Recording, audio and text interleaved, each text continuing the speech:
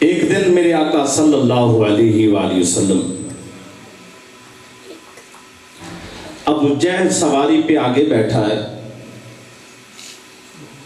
اور میرے آقا صلی اللہ علیہ وسلم کو پیچھے بٹھاتا ہے.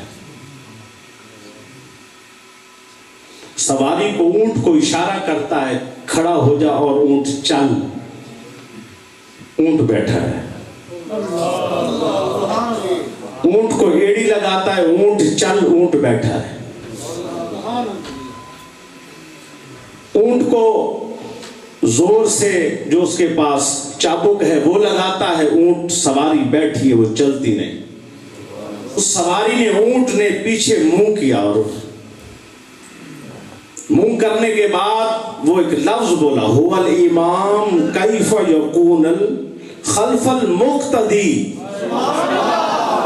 بدبختہ امام کو پیچھے بٹھایا ہے خود آگے بیٹھا ہے. مقتدی آگے بیٹھے امام پیچھے بیٹھے میں کیسے چل سکتی ہوں؟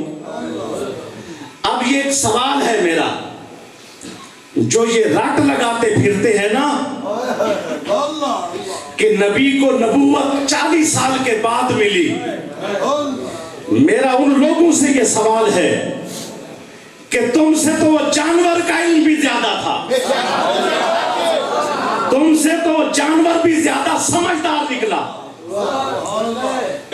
جب سرکار نے اعلان نبوت کیا تو اس وقت ابو جہل مخالف تھا. کوئی کہے بات کی بات ہے, اس وقت ابو جہل مخالف تھا. جب میرے اور تیرے آقا صلی اللہ علیہ وسلم وہ یتیمی کا دور گزار رہے,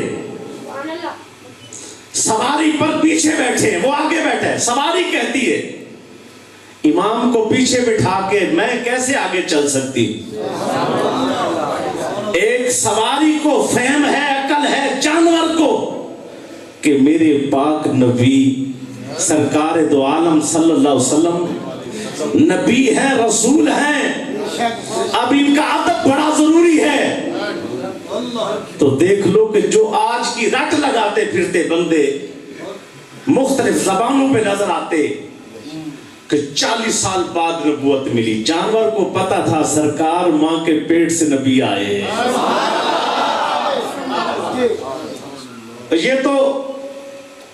یہ بات یہاں تک نہیں ہے کوئی نبی سمجھے کہ کسی ملک کے لیے, شہر کے لیے, آبادی کے لیے آیا.